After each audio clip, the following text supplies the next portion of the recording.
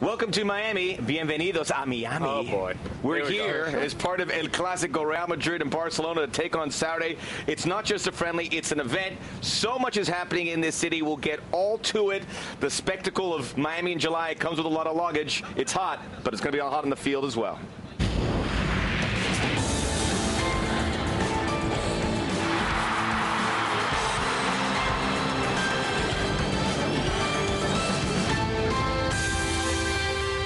ESPN FC is going big. How about this set?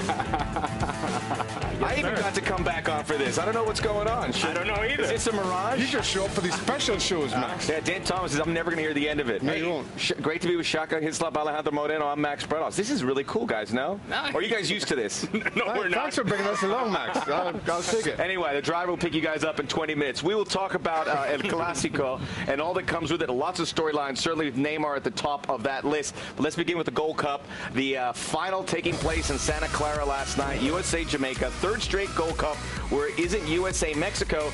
And Jamaica came to play. And Andre Blake's been the best player in this tournament, Shaka, and he made some big saves, but this would be the final save he would make. He did. Good first save from Jose Altidore just to start with, and then following in on Kellen Acosta, catches his hand and inverted from Acosta, but that's not a good look. The worst thing you could hope for if you're Jamaica. He would require stitches. Andre Blake not there, and then Jose Altidore, Alejandro, puts this one in to give the USA the lead. And it's well taken by Jose Altidore, but you can't help but think that Andre Blake, who's been so hot in goal for Jamaica, gets there comfortably, makes the save. Instead, Lewis is struggling. It's not a strong handball, gets through him, a lot of pace behind it. Good goal by Jose Altidore. All right, set pieces now, and Jamaica, as Mexico will attest, they do not quit. They are hard out. They get the equalizer, Javon Watson beating the mark there, Jordan Morris. Jordan Morris is sloppy at the far post. Watson just wanted to get there more. From that range, no mistake. But the reprieve from Morris, maybe the biggest goal of his career, to win a Gold Cup. And that's a reaction by Jordan Morris. The ball falls to him. He said, I'm going to take it first time. Goes through a lot of bodies. Lewis, once again, late to react. It's not too far from him, but perhaps a lot of power behind it. Bruce Arena excited. It wasn't easy. It wasn't pretty, but the U.S. got what they came for. Here's Bruce Arena on their success.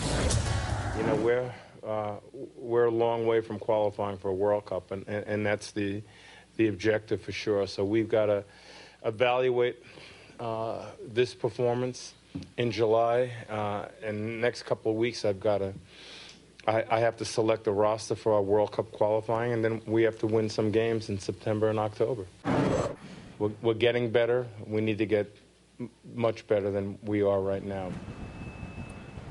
And you figure there was a lot of guys who would either win a spot on the Gold Cup or the World Cup roster or lost it there after the United States. As they are successful here at the Gold Cup, not as successful as Mexico, but they add another one to the trophy cabinet. We'll talk about the game here shortly, but let's go out to Sebastian Salazar, Herculez Gomez, who were in Santa Clara.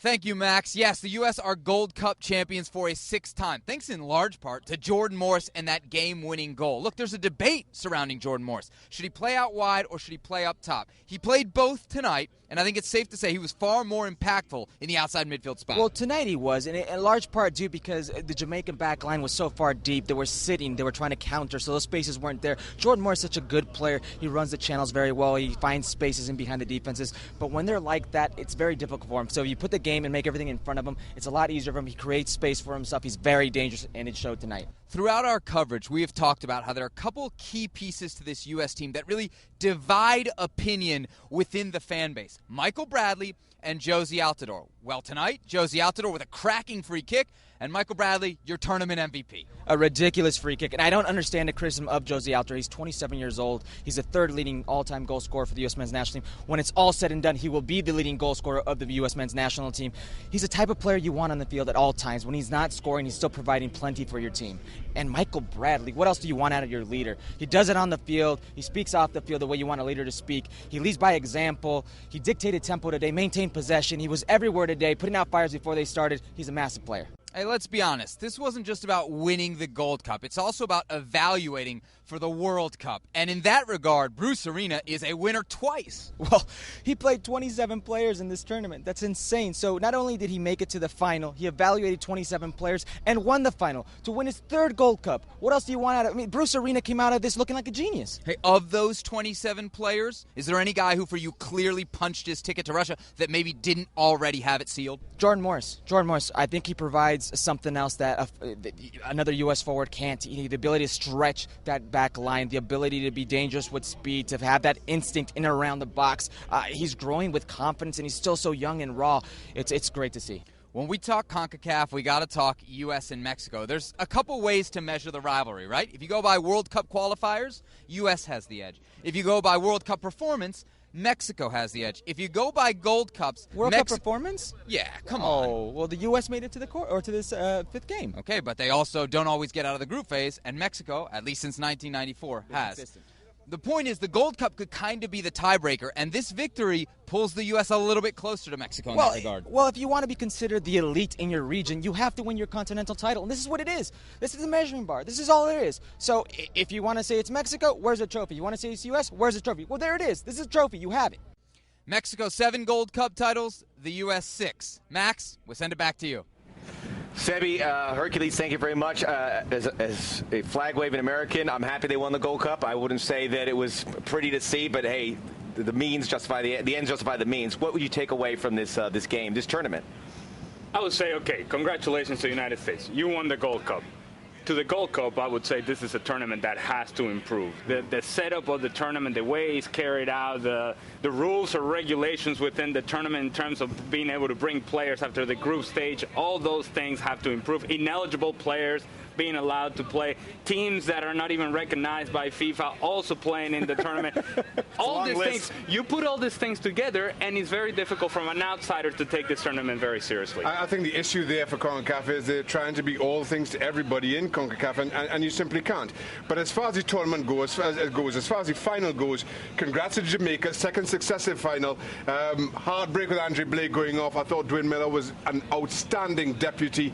Unfortunate to see the goals go in and the comparisons that will come. For the U.S., still work to do. I don't think either side of the players coming in between the group stage and knockout stage, that U.S. has dominated a game from beginning to end as they should have. Either they start well and score and then seem to go on the back foot and soak pressure up, but they have not been anywhere near as convincing as I'd expect them to against some of the lower lights within CONCACAF. I think you take a big old grain of salt with this, and the tournament as well. It doesn't overshadow all the pitfalls we had along the way. That is certain. Let's keep the focus here on the United States and certainly in Major League Soccer. Some big news, particularly coming out of Los Angeles, as Kurt Analfo is out with the LA Galaxy. Well documented the struggles they've had this season. Ziggy Schmidt is back. He's going to be signed here through 2018 as they look for massive improvement. They've already brought Dos Santos back and they reunited the brothers, so a lot of work to do with regards to that. I know that's an important signing here because Ziggy's your guy. That's my father. That's my MLS father. And if you're Ziggy Schmidt and you were so disappointed as to how things finished up with the Seattle Sounders, you couldn't picture a much better return than this. I mean, this is ideal for Ziggy, a guy who's in LA, who, by the way, when he left the LA Galaxy, did not leave in good terms.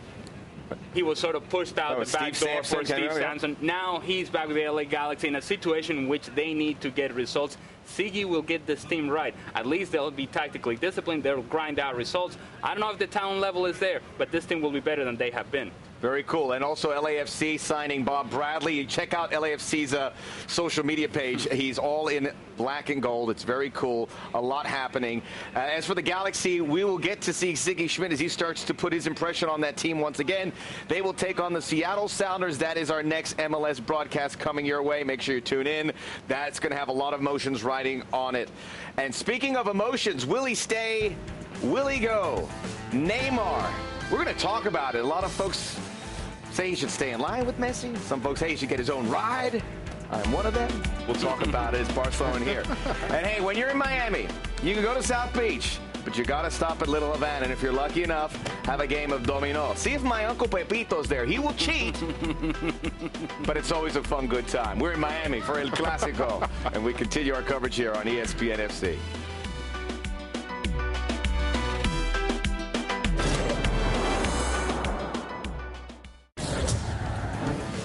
Well, welcome back to ESPN FC. Up in central Connecticut, everyone has a snowblower. In Miami, everyone has a boat. Oh, really? So I think we're even on that one. Hey, look who showed up. Barcelona taking on Manchester United. President Barack Obama in the Barcelona group, taking photo, looking great, enjoying the moment. Everyone wants a taste of the ICC and these incredible games that we have on tap because you see all these great superstars. And Barcelona, Manchester United, they would have met, and this had some fireworks, certainly by Neymar, who has been one of the, if not the main talking point. Both he and Messi played. The ball wasn't on spot for Messi, Alejandro, but Neymar got to it. Antonio Valencia having difficulties dealing with the pass, and then the finish by Neymar. David De Gea would make the big save to deny Luis Suarez. This game played up there at FedEx Field in Maryland. That's some save by De Gea. Sharply down to his right. Not easy to predict those. Well played. Mr. Valverde having a moment. Jose Mourinho, and much respect from Paul Pogba. And afterwards, they had a good laugh. I mean, the three biggest club names in the world, Barcelona, Real Madrid, Manchester United. You got out there in Maryland, you certainly got a good taste with some heavy hitters. Manchester United obviously have to raise their game to join those two as the biggest on the world stage. Neymar smiling. We'll see if that continues. He's here with Barcelona. We'll get to the discussion of him shortly. The bus is here, arriving. It's been a huge North American tour for all these clubs. Barcelona at the top of the list. And you see there the Holy Trinity ready to come here and put a show on. We'll see if all three of them are there. The Holy Trinity? I think that's Sergio Busquets on the left. Is it Sergio Busquets? Yeah. Oh, my bad. I'm not sure that's Neymar. They scratched out Neymar off the bus. They already took a quarter and they take it out. Barcelona's not only the only team here. We also have Gab Marcotti, who joined us as well. And Gab, it all starts with this Neymar discussion. I was excited to hear about it, but we keep hearing press conference this and reports here. But where do we stand right now with this? Well, I mean, the big thing we don't know is what Neymar is thinking and what he wants to do, but we do know what sort of the ingredients around him are saying. There's reports in France, which I think is safe to say come directly from Paris Saint-Germain, that they've put together a very complex 5-year deal for Neymar, covering commercial, image rights, everything you'd expect, and took a lot of lawyers, and but now it's almost ready. And they're very confident. Some people even suggesting that might have been Neymar's last game in a Barcelona shirt. What you're getting from the Barcelona end is, well, we don't know anything about this. The buyout clause hasn't come in. Neymar hasn't taken a public stance, certainly not even privately within to his teammates. And they're basically sitting and waiting. There were suggestions that they were ready to sit down with his dad to see if could we work on his contract, which he only signed last year. That seems to have stalled as well. They say it's a non-starter at this stage, so we wait. You said it might be his last game. What does your gut say? The game against Manchester. What does your gut say? Because based on what we're reading, it seems we're this close. But what do you think? I'm not sure it will be. I certainly hope to see him here in Miami for the Classic on Saturday night. A lot of people wish that. A lot of people, yeah. The one thing to bear in mind is this is a buyout clause. So this is something where you basically forcibly come in. Technically, back in the day, it was a player buying his own freedom. Now, technically it's the same thing, but effectively it's a club obviously paying the money. It's not in Paris Saint-Germain's interest, and it's not in Barcelona's interest to do it that way. There's tax reasons, there's accounting reasons, there's financial fair play reasons. That makes me think that if he says, listen, I want to go, they're going to agree on a price and a formula to make that happen to minimize the impact on both clubs.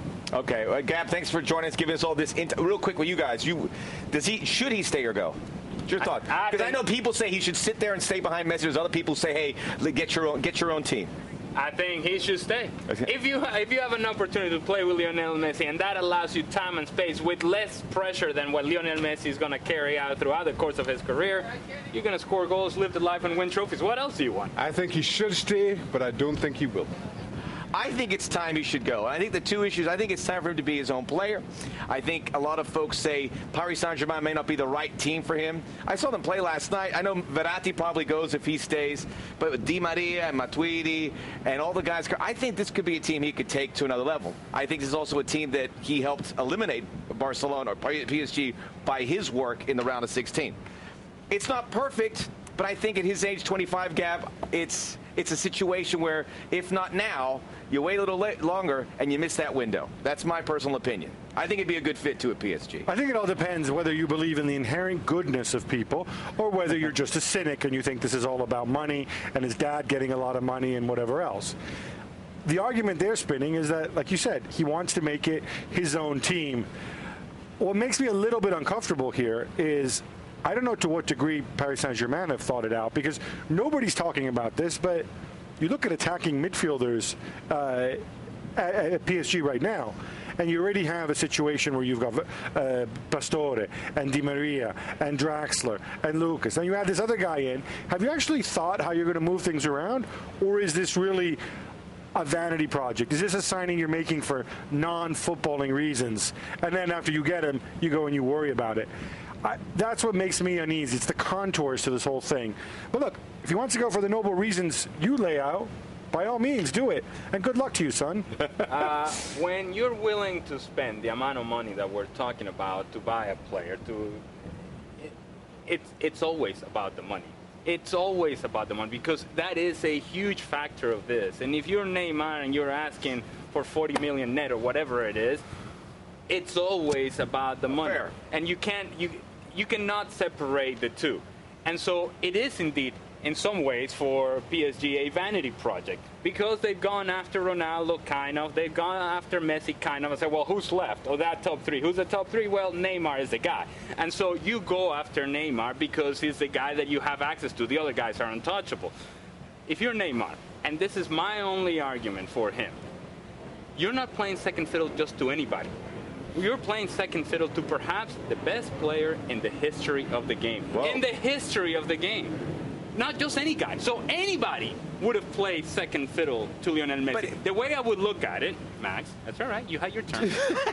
The way I would look at it is Lionel Messi will always carry a pressure, will always be the center of criticism. I can still be the guy here in Barcelona, in my own circle, in my own way. I can score goals, and I can compete for trophies, and I can still matter at the world stage in a way that Barcelona allows you to do that PSG is not quite at that level just yet. The other thing I'll say, if you're Neymar and you want the pressure, you get that pressure with Brazil all the time.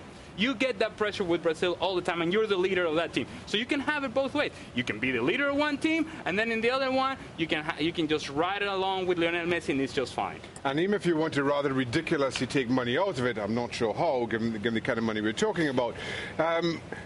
For me, Neymar is perfectly positioned where he is right now. Okay, yes, he may be playing second fiddle to Lionel Messi for a short time yet. Again, I don't get that. I don't get the whole second fiddle thing to start with. I think great players want to play alongside great players. Great players want to win things. Great players want to win things. And even going to PSG, even with the money they spend, I'm not sure that this completes PSG and makes them favourite ahead of the likes of Barcelona or Real Madrid or, dare I say, Bayern Munich to win the Champions League in the next couple of seasons. Barcelona didn't win anything either. They won the Copa del Rey. They won it, but are they the destination they once were?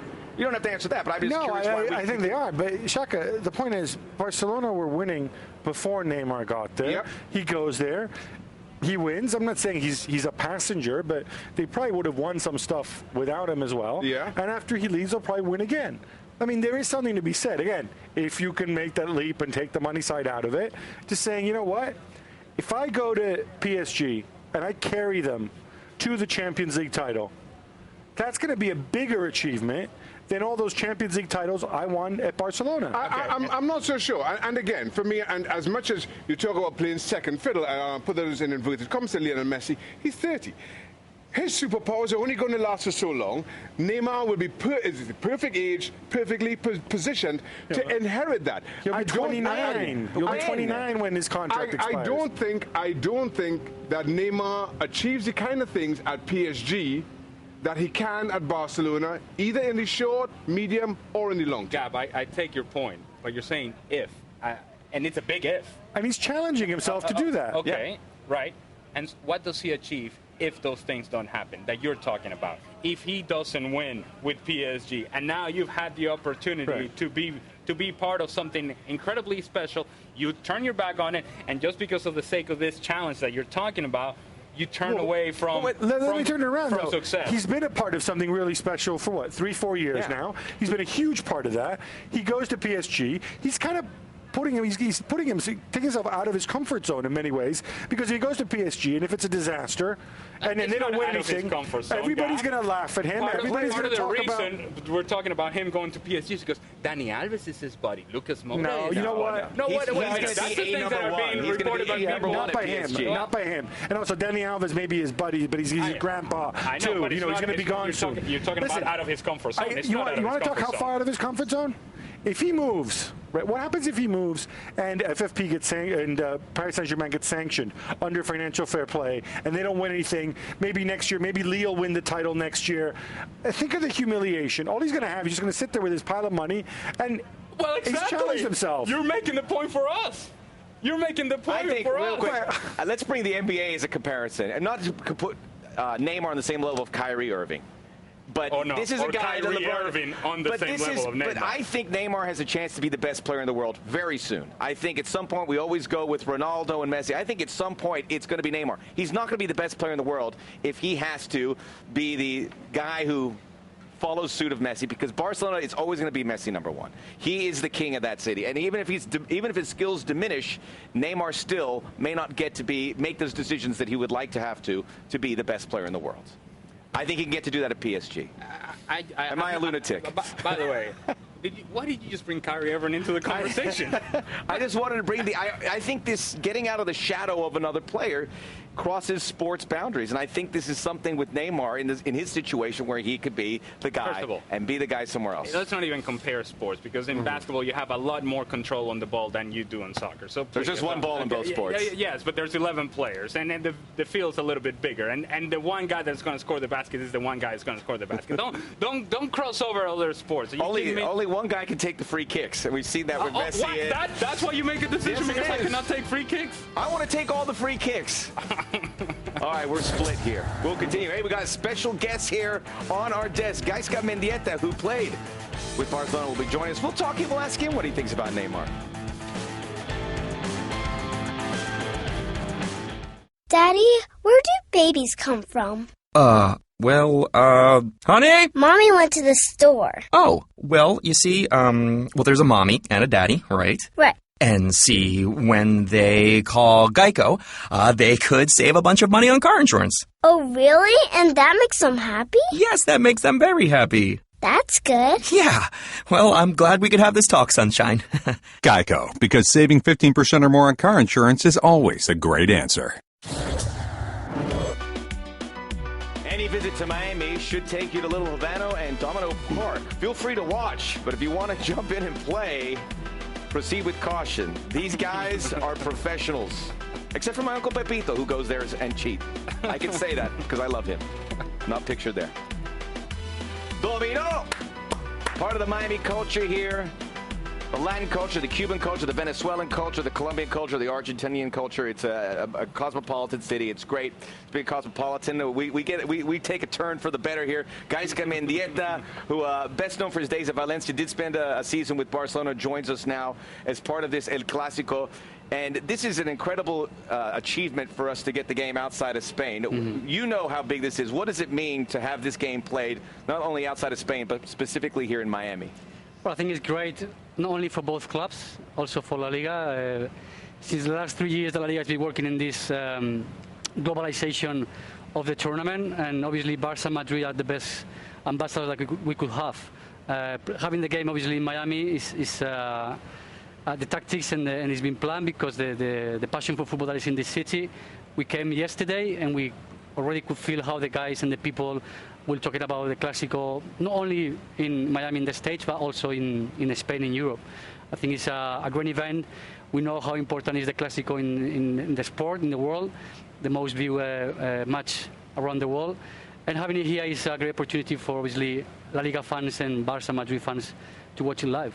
How much enjoyment do they get knowing to come here? I mean, sometimes it's work to hear, but how much time do they get, or whoever it might be, to enjoy being in Miami, to be in the United States? The players? Yes. They just landed today, like an hour ago or something.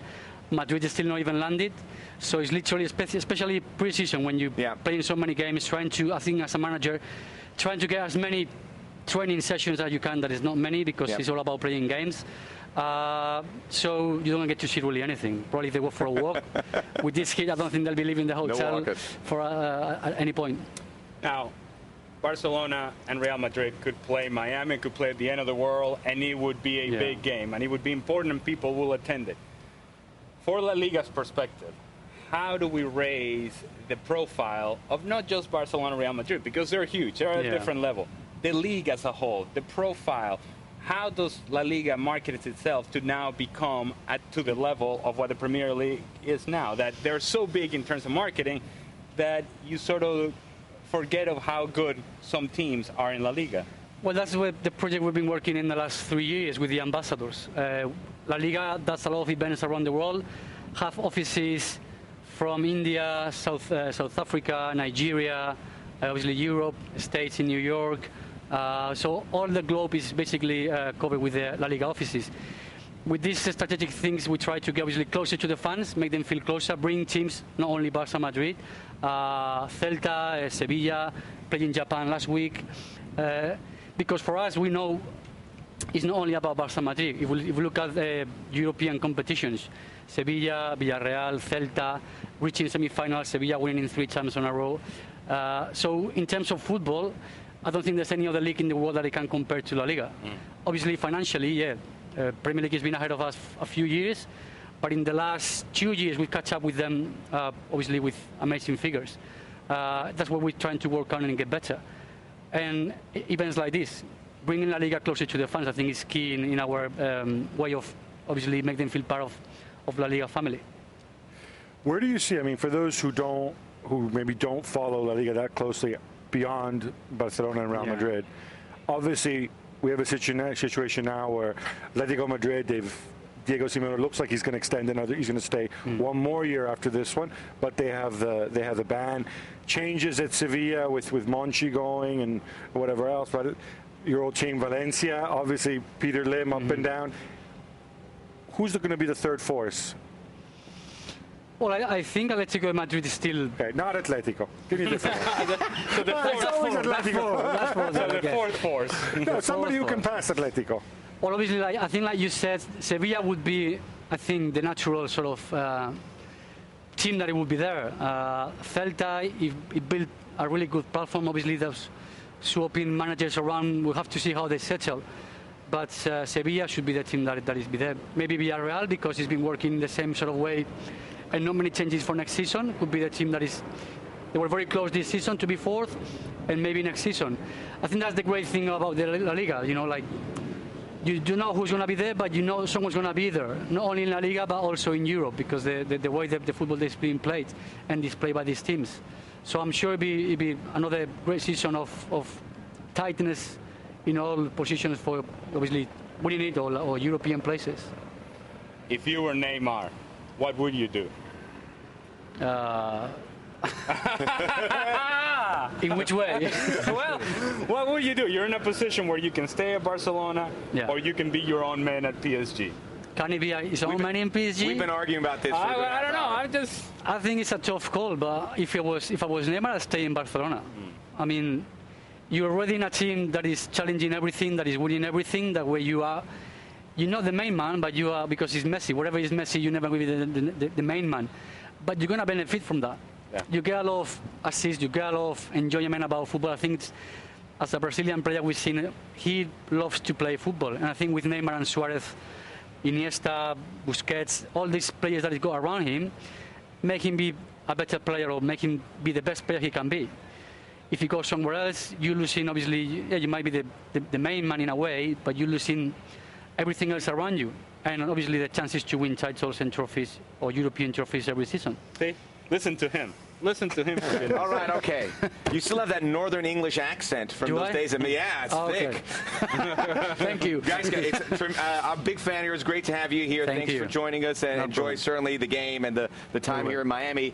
Former Barcelona player briefly, obviously Valencia. We'll get a former Real Madrid player here. Christian Carambou also here. We'll get his thoughts on Neymar and other things and boats.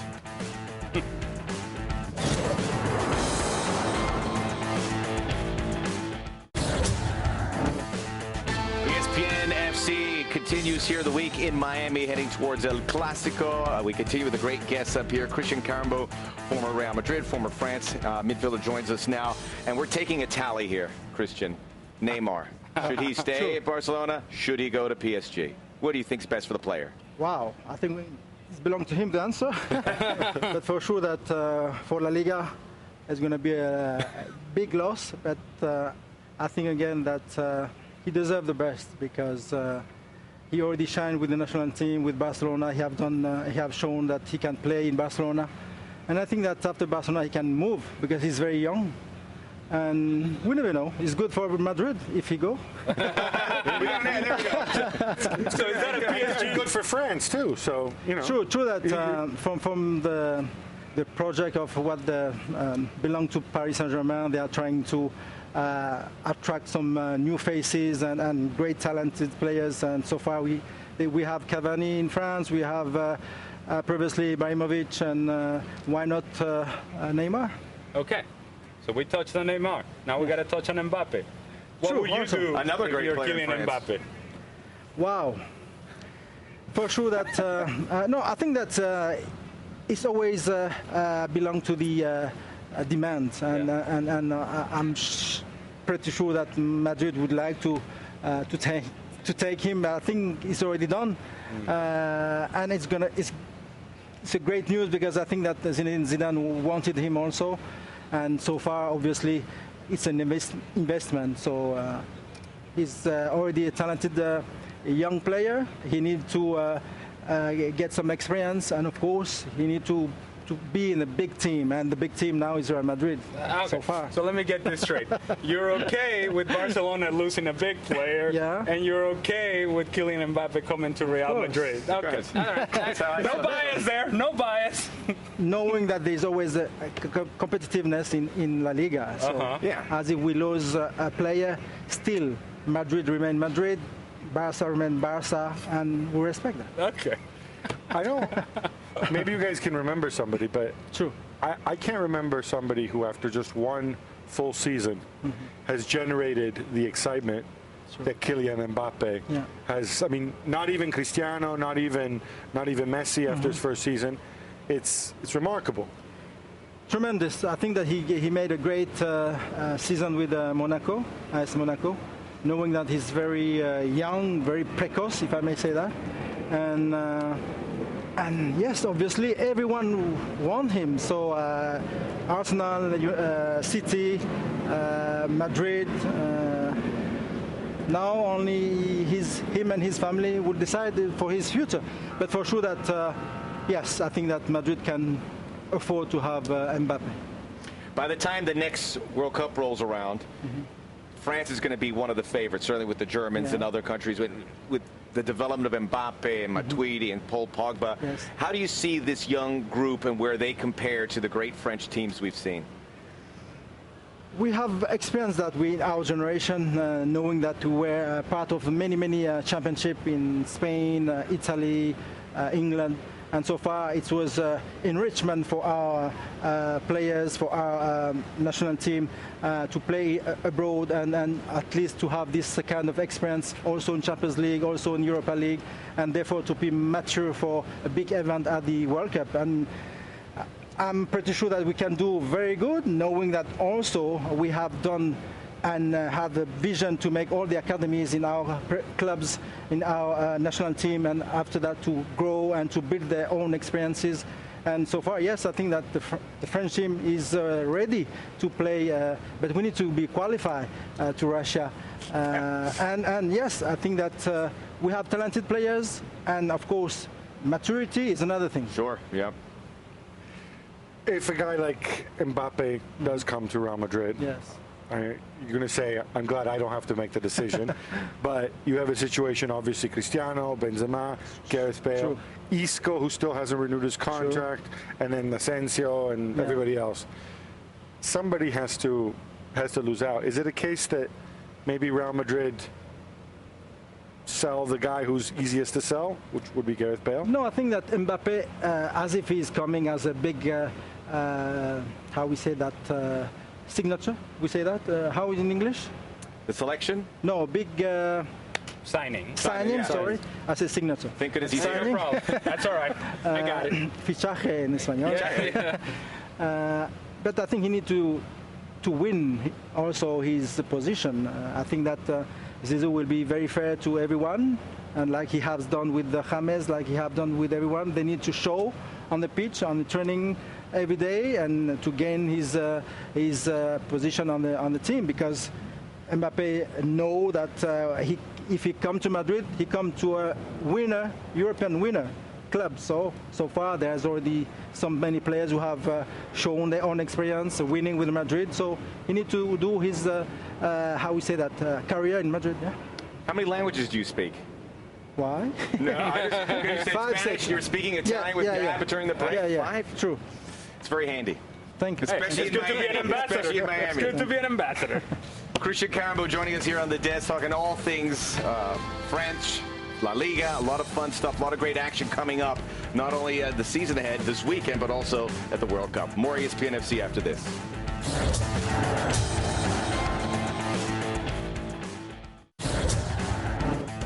Wrapping things up here, our fantastic set here, Bayfront Park in Miami. So I did keep the tally. So Carambeau, yes, for Neymar to go. Mendieta for Neymar to stay.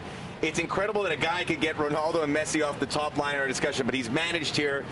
What else can we add about this? Well, for one, Xhaka didn't want to talk about it anymore, so he left. That was good. That was good of him. No, but it's a complex situation, right? We joke about it, we give our opinion, we analyze it. Is it money? Is it this? Is it that? Is it the other? It's a complex situation. It's a complex decision. So when you have Carambeau telling you, well, yeah, he should go for a new challenge, and then Mendieta, the guy that has been there, he's lived through it, and he tells you he should stay because he knows the pitfalls of trying to be the big guy. It's a complex situation, and only one guy can make that decision, and that's. We just wait for him to make it here at some point, Gab. And it's near unprecedented. Yeah, you know, the parallel 2001, and that ended up with a bloody pig's head being thrown onto the pitch upon his return to the Camp Nou. We can only hope for something as good as that this time around. Pig's head. Pig's heads, you name it, beautiful waters. We all have it here. Hey, thanks for joining us on ESPN FC. For all our guests, for Xhaka, Gab, Alejandro, I'm Max. We'll see you next time.